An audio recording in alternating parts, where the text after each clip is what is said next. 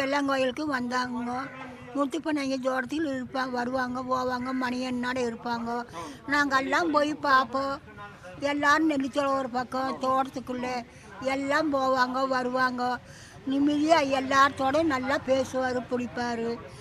நாங்கள்லாம் அவரோட சேர்ந்து ஃபோட்டோ பிடிச்சிருக்கிறோம். நல்லா இருப்பார், போவார். வந்த போதெல்லாம் வராத போக மாட்டார். தோட்டத்துக்குள்ளே வந்துகிட்டே இருப்பார். நல்லா பார்ப்போம். நாங்கள் நினைத்து பேசுகிறது சாமி. நல்ல மனசு, வாய் நிறைய சிரிப்பார். எனக்கு இன்னும் பேச தெரியாது. அவ்வளோதான். திடீர்னு எது அதிர்ச்சி தான் அல்ல. இப்போ நல்ல மனசும் செத்து போயிட்டு அதிர்ச்சி தானே ஆகும். எல்லாம் அதே தான் மனசுக்குள்ளே காத்தாடுந்து அழுந்துகிட்டே கிடக்கிறோம். நாங்கள் மனசுக்குள்ளேயே கும்பிட்றோம். நாங்கள்லாம் ஃபோட்டோலாம் பிடிச்சிருக்கிறோம். உட்காராம்மா உட்காரு, எங்களோட பிடிச்சிக்க ஃபோட்டோ பிடிச்சிக்குமா உட்காருங்க அப்படிம்பாரு. நினைத்து பேசுவார். எங்களோட வேலை செய்கிறீங்களோட இடத்த பேசுவாங்க. எல்லாத்தையுமே வேண்டான்னு யாரையுமே பார்க்க மாட்டோம். உங்களோட தானே மனசர் தானே நாங்களும் அப்படின்னு அவர் சொல்லுவார். என்ன நல்லா சொல்லுவார். நல்லா வாங்கப்பா பாருங்க, நாங்களும் மனசர் தானே வந்து பாருங்க சாக்ஸ்மா அப்படின்னு சொல்லுவார். எம்ஜிஆர் செத்த போது அப்படித்தான் நல்லா அழுதுட்டு கிடது. இவரும் நல்ல மனசு பாவம் செத்துருக்கிறது. செத்து போய் மனசுக்கு பாடாக இருக்குது, கவலையாக இருக்குது. காத்தாடுறது கேட்டால் பண்ணுறது நமக்கு என்ன போனால் பேச தெரியாது, ஒன்றும் பேச தெரியாது. எங்கள் முதலாளி வீட்டில் சொல்லிதான் எனக்கு தெரியும்.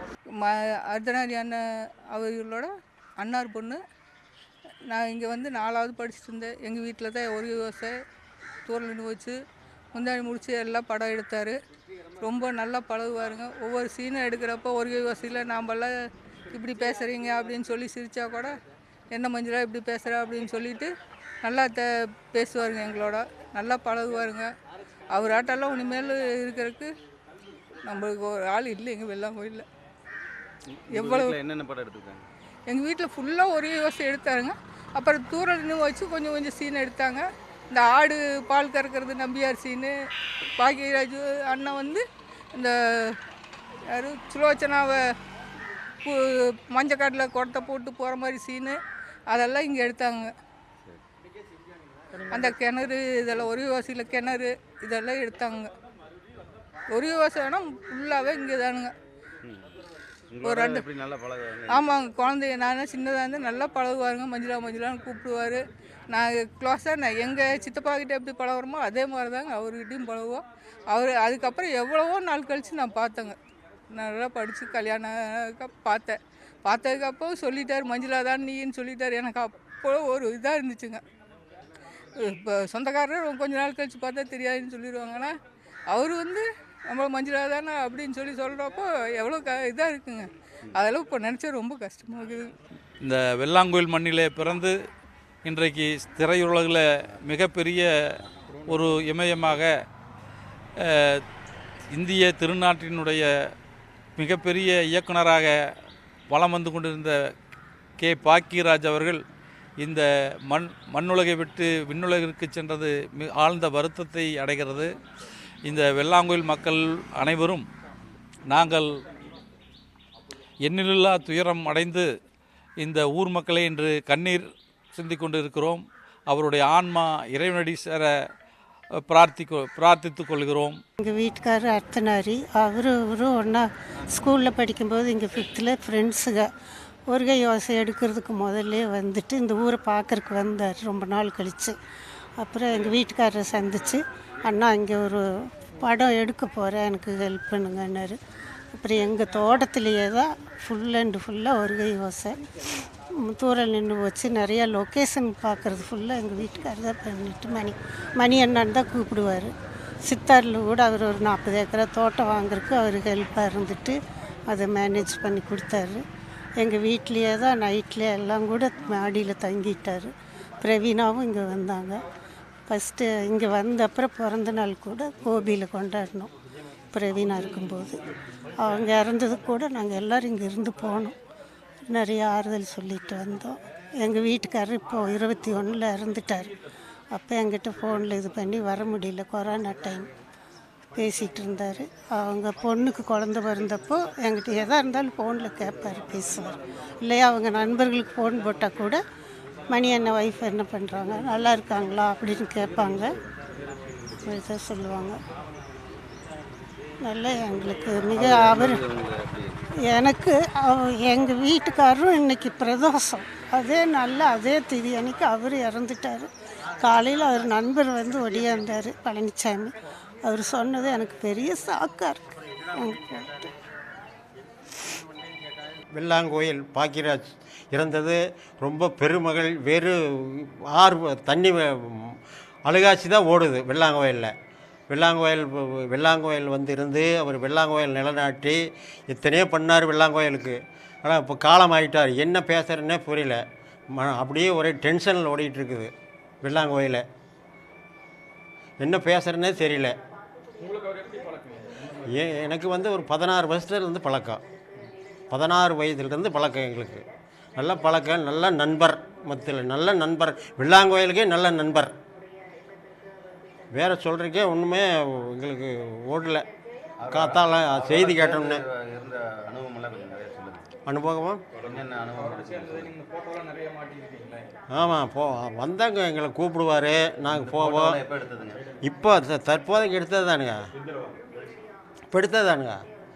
ஒரு 6 மாதத்துக்குள்ள, ஒரு வருஷத்துக்குள்ள தான் இருக்குது. இப்போ கூட நேற்று வாரம் கூட பேசிகிட்டு இருந்தோம்ங்களா, ஒரு கை யோசை இருந்தது. அப்புறம் பழக்கம்,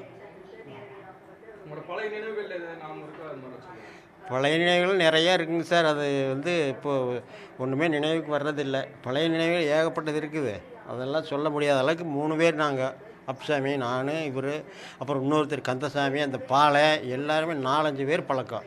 4-5 பேர் நல்ல பழக்கம், நல்ல ஒரு நண்பர் மொத்தத்தில். அவர் எடுத்த வழக்கு வந்துட்டு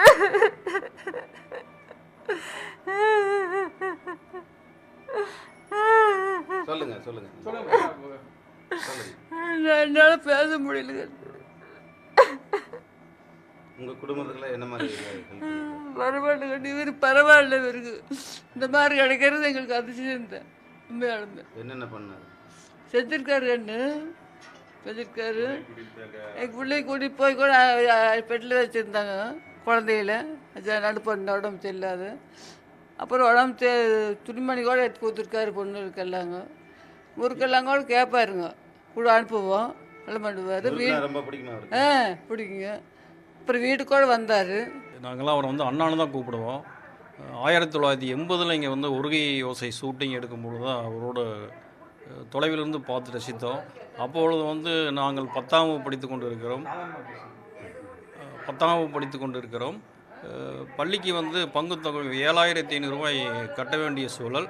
அந்த பணம் கட்டவில்லை என்றால் இந்த வெள்ளாங்கோயில் வந்து பள்ளிக்கூடம் உயர்நிலைப்பள்ளி இல்லாமல் போகக்கூடிய சூழல் உடனே நண்பர் மூலமாக கேள்விப்பட்டு உடனே மாதவநாயர் என்ற தலைமை ஆசிரியரை அழைத்து பேசி இரவு 7 மணிக்கு இந்த ஃபங்க்ஷனில் வந்து 7500 ரூபாய்க்கு செக் போட்டு கொடுத்து இந்த பள்ளிக்கூடத்தை வந்து உயர்நிலைப்பள்ளி இங்கேயே தக்க வைத்து ஒரு பெருமைக்குரிய பண்பாளர்.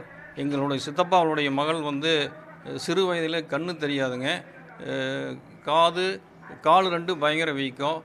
ரொம்ப அவர் அது பார்த்ததையுமே அந்த உடனே வந்து இங்கே ட்ரெயின் புக் பண்ணி சென்னை அழைத்து சென்று 1 மாத காலம் அந்த காவேரி மருத்துவமனைகளை வைத்து அந்த குழந்தைக்கு வந்து அப்படி ஒரு ட்ரீட் பண்ணார். தன்னுடைய குழந்தை மாதிரி பார்த்துட்டாரு. நண்பர் மேலே அளவற்ற பண்பும் பாசமும் கொண்டவர். ரொம்ப எங்களுக்கெல்லாம் வருத்தமாக இருக்குது. தவிர்க்க முடியாத தம்ப்நெயில்ஸ், கலக்கலான கண்டென்ட்ஸ், சினிமாவும் சீரியஸ் பிரச்சனைகளும், பல வருடங்கள் இடைவெளிக்கு பிறகு இந்த படத்துல ஒரு கலகலப்பும் கைகலப்பும். Me too love you. Thank you sir. அவருக்கு அந்த மாஸ் ஏத்துறது இல்ல, போயிட்டே தான் இருக்காரே தவிர பிரேக்கே இல்லாமல் பிரேக்கிங் நியூஸ் சொல்லும் தந்தி டிவி ஆப். இன்ஸ்டா தலைமுறை வரை இறங்கி அடிக்கும் தந்தி டிவியின் டிஜிட்டல் எக்ஸ்க்ளூசிவ். அது தண்ணிக்குள்ள போகும்போது ஹேங் ஆயிடுச்சு. உங்களுக்கு விஜய் சார் எந்த அளவுக்கு ரொம்ப பிடிக்கும்? Of course, Malayalis are huge Vijay sir fans. ரெண்டு பேருமே ரொம்ப பிடிக்கும் எனக்கு. தந்தி டிவி ஆப்பை இலவசமா டவுன்லோட் செய்யுங்க, ஃபாலோ பண்ணுங்க, சப்ஸ்கிரைப் பண்ணுங்க, என்ஜாய் பண்ணுங்க.